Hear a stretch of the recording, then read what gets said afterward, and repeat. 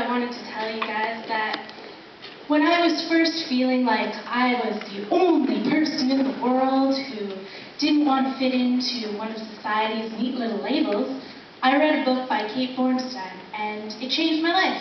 And I thought I would never get a chance to tell her, but I wrote this monologue to say what I would say if I ever saw her.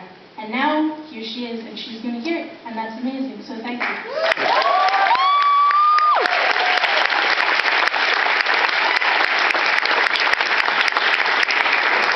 I was invited to join this social networking site the other day. I've withheld the name to protect the guilty.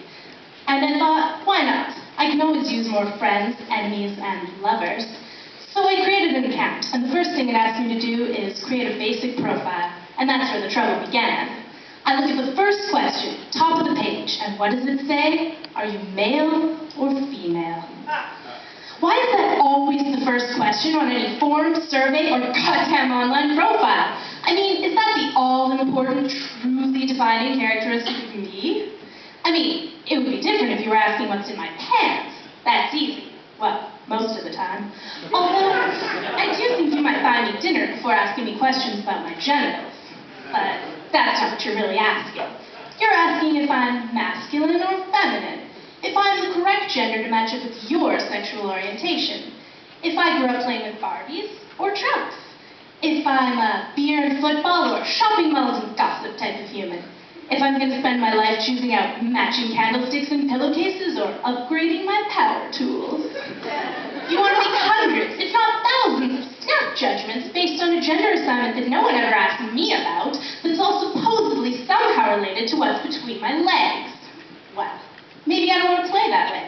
Maybe I don't want to choose, today or any day. Maybe a magical, morphing, shape-shifting life form that can't be chained down to any one form of gender expression from one day to the next.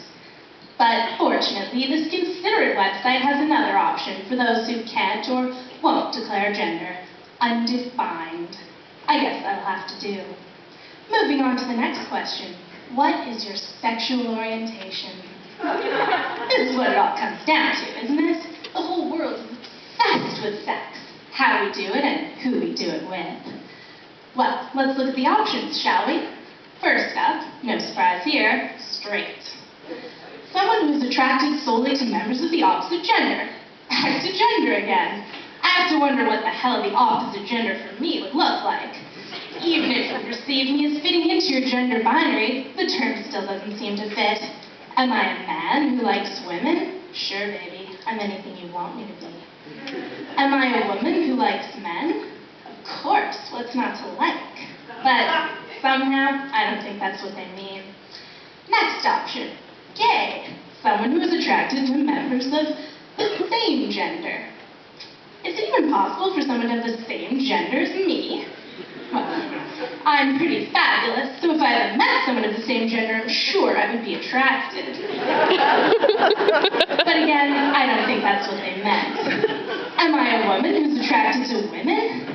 Definitely. There's not a lot of things I like better than waking up next to a good old-fashioned dyke in the morning. Am I a man who likes men?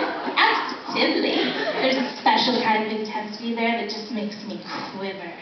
But I don't really seem to fit into the homo category either. Of course, there's always that third option, bisexual. A man or woman who is attracted to men and women. Well, since I've already refused the either-or when it comes to my gender, I guess that option is out. And besides, I would never limit my selection of partners to men and women, not when there are so many other gorgeous forms of gender expression out there. But fortunately, there's that option again, undefined. So I guess that's where I'll go. Whew. We made it past gender and sexual orientation. It should get easier from here on out, right? Right? Well, let's have a look.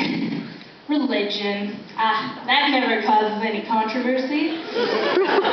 Well, I'm not a Christian, although I'm all for Jesus. I'm not a Jew, but my grandpa was.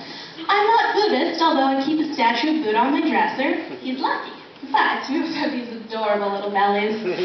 I'm not Hindu, although Kali kicks some serious ass. I'm not Wiccan, too many rules. I'm not an atheist, although I don't believe in God in any traditional sense of the word.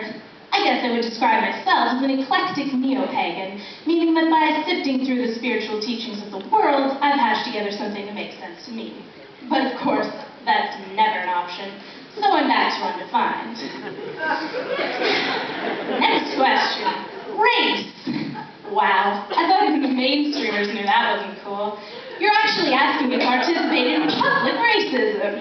I mean, if it doesn't matter to you, then why are you asking? And if it does, I really don't want to tell you.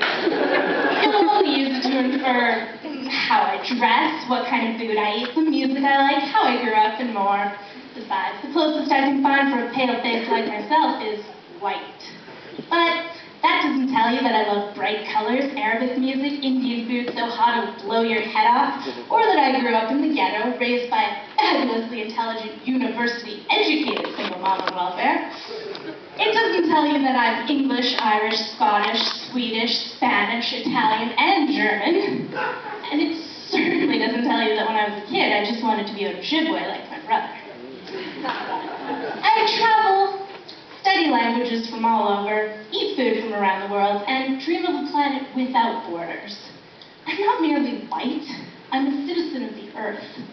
And I find the only answer I can stomach is Undefined. I look at the page and that is all I see. Undefined. I am undefined, because either no one is listening to my definitions, or I'm just too slippery to be categorized. I guess it fits, as well as anything fits a pansexual, shape-shifting, eclectic, neo-pagan child of the Earth like myself.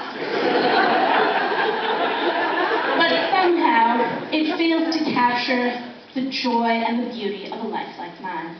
It doesn't tell you that I love dogs and fresh country air, that Neil Gaiman is my favorite author, and that purple is the color that can always make me smile. It doesn't tell you that I cry at the movies and laugh at important meetings. It doesn't tell you about the pain and the pleasure I have faced choosing to live my life this way. All it tells you is that I am like nothing they have ever seen before. As of yet, undefined.